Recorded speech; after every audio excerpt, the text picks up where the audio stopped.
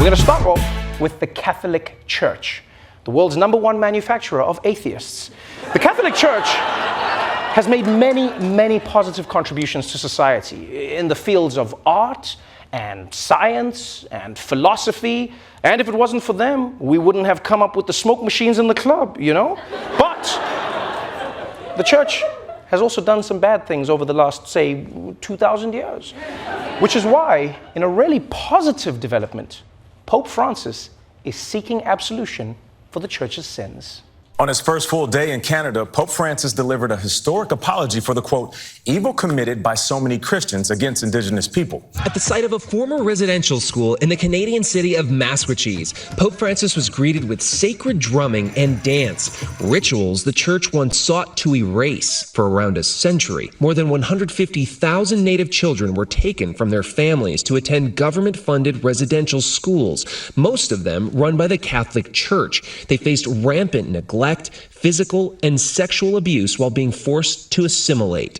It was here the Pope issued a historic apology. I am here because the first step of my penitential pilgrimage among you is that of again asking forgiveness. Man, you know what? Say what you want. I love this Pope. I really do. Yeah, because ever since he's come into office, or into power, or ever since he's gotten the gig, what do they even say? Whatever it is, he's done a really good job of trying to right the Catholic Church's wrongs. You know, he's reached out to other faiths. He said gay people can get into heaven. And don't forget, he added a pop and lock to the sign of the cross. You know, just like, oh, me no nos perus, no no veru. On top of that, he's apologizing to Indigenous people in Canada for the role the Catholic Church played in trying to erase their culture. I'm glad he's doing that. It also must have been a shock to Canadians, you know? Someone coming and apologizing to them. And just be like, I'm sorry? It's like, no, I'm sorry. Oh, sorry? And you know, beyond the Pope, yeah, the Pope is great in all of this. But you know who the heroes of the story are? The Indigenous people, yeah. For not just speaking to the Pope, but for forgiving him. Even letting him wear their traditional headdress. That was amazing. It was gracious, you know?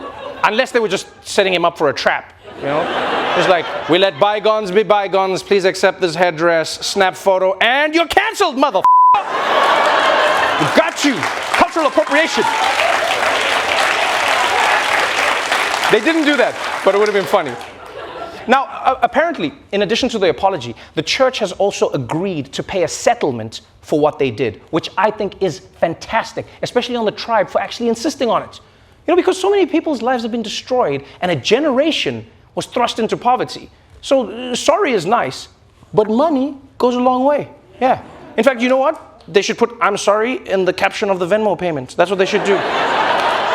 And not just the church, not just the church. Yeah, I think this should be for everyone. All those governments around the world, you know, who've stolen land from people. Like in Africa, we've seen this all the time, right? England is always like, we're so sorry, we pillaged and plundered your country of all your natural resources. And Africans are like, oh, okay, can we have our diamonds back? And it's like, oh, but they're already in the crown, yeah. Oh, we can't take it out, we can't.